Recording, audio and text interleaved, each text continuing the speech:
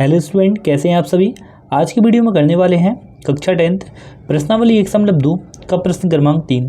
और प्रश्न 3 दिया गया है कि सिद्ध कीजिए कि निम्नलिखित संख्याएं अपरिमेय संख्याएं हैं। यहाँ पर 3 सवाल दिए गए हैं और अपन को सिद्ध करके बताना है कि ये संख्याएं अपरिमेय हैं। तो यहाँ पर सबसे पहले करेंगे पहला वाला सवाल, यहाँ पर उतार लेंगे। देखिए यहाँ पर क्वेश्चन में बोला गया है कि अपरिमेय संख्याएं हैं, तो इसके पहले पहला सवाल करा और सवाल नंबर दूसरा करा। तो वहाँ पर अपन ने माना हुआ था कि ये जो संख्याएं हैं परिमेय संख्याएं हैं, यानी इसका उल्टा मान लेना है। तो यहाँ पर लिखेंगे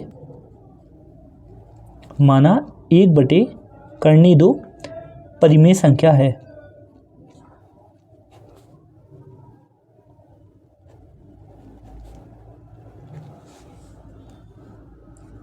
जब देखिए 1/2 परिमेय संख्या है तो परिमेय संख्या हमेशा अंश बटे हर के रूप में होती है, यानी p/q के रूप में होती है। तो इसके बराबर में मान लेंगे p/q। तो यहाँ लिखेंगे 1/2 बराबर p/q। अब देखिए ये जो p और q हैं ये दोनों सहभाज्य संख्या हैं। तो यहाँ पर लिखेंगे, यहाँ पर लिख लिया है कि जहाँ p और q सहभाज्य पूर्णांक हैं। देखिए मैं आपको समझाता हूँ कि सहभाज्य पूर्णांक क्या होते हैं। अब देखो ध्यान से देखना है। ऐसे मैं यहाँ पर लिख दूँ 2/3 और आपसे बोलूँ कि बताइए इन दोनों में कुछ कॉमन आ रहा है क्या। आप बोलेंगे नहीं सर। मैं आपसे बोलूँगा क्या ये दोनों किसी एक ही पहाड़े से कट सकते हैं, तो आप बोलेंगे नहीं सर। ऊपर वाला 2 से कटेगा और नीचे वाला 3 से कटेगा। यानी जब ऊपर और नीचे की संख्या में कुछ भी कॉमन नहीं आता है और ऐसी संख्याएं होती हैं तो उसके लिए बोलते हैं सहभाज्य संख्याएं, है ना। जैसे यहाँ पर लिख दिए 5/7, ये भी सहभाज्य संख्या होगी। लेकिन यहाँ पर लिख दिया जाए 10/15, है ना। तो देखिए ऊपर वाले में भी कहीं ना कहीं, तो देखिए ऊपर वाली संख्या भी 5 से कटेगी और नीचे वाली संख्या भी 5 से कटेगी, यानी दोनों में कहीं ना कहीं 5 छुपा हुआ है। यानी 5 × 2 और यहाँ पर 5 × 3, है ना। 5 × 3 = 15 और 5 × 2 = 10, दोनों में 5 छुपा हुआ है। तो ये सहभाज्य संख्या नहीं होंगी क्योंकि इन दोनों में 5 कॉमन है।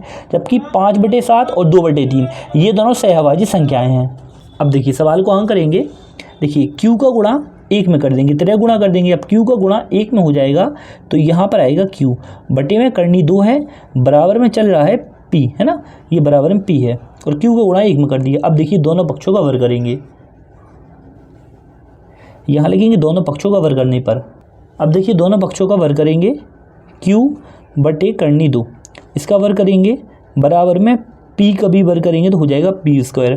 अब देखें यहाँ पर q का वर्ग करेंगे तो हो जाएगा q² और यहाँ पर करनी 2 का वर्ग करेंगे तो 2 आएगा, बराबर में है p²।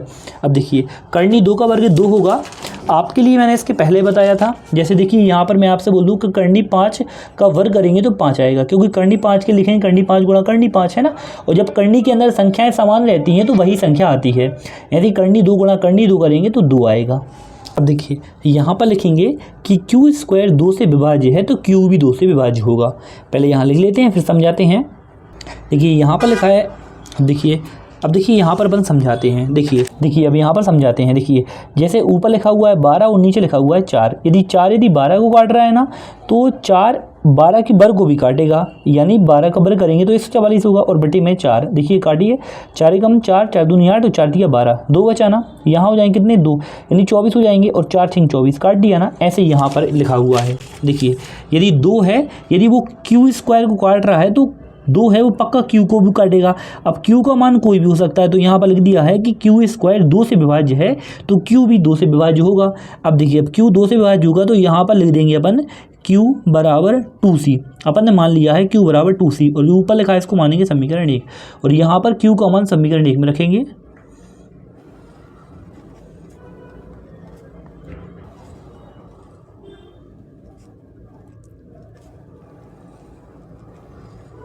अब देखिए समीकरण 1 में q का मान रखेंगे। अब q² है, वहाँ पर q का मान 2c रखेंगे तो हो जाएगा 2c² बटे में 2 बराबर p²। अब देखिए 2 का वर्ग करेंगे तो हो जाएगा 4c² बटे 2 बराबर में p²। अब देखिए 2 से कटेगा 4 2 बार में तो आएगा 2c² बराबर p²। अब 2 जाएगा p² के नीचे पक्षांतर हो जाएगा तो आएगा c² बराबर p² बटे 2। अब देखिए अब यहाँ लिखेंगे कि p² 2 से विभाज्य है, तो p भी 2 से विभाज्य होगा।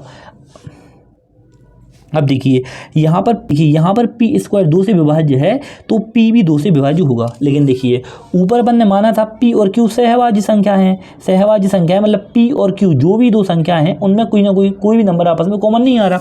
लेकिन देखिए यहाँ पर क्यू स्क्वायर भी 2 से कट रहा है और यहाँ पर पी स्क्वायर भी 2 से कट रहा है, मतलब पी और क्यू जो भी संख्याएँ हैं उनमें कहीं ना कहीं 2 छुपा हुआ है, दोनों में समान गुणनखंडिक 2 है। तो यहाँ लिखेंगे यहाँ पी क्यू में उभयनिष्ठ गुणनखंड, उभयनिष्ठ मतलब कॉमन,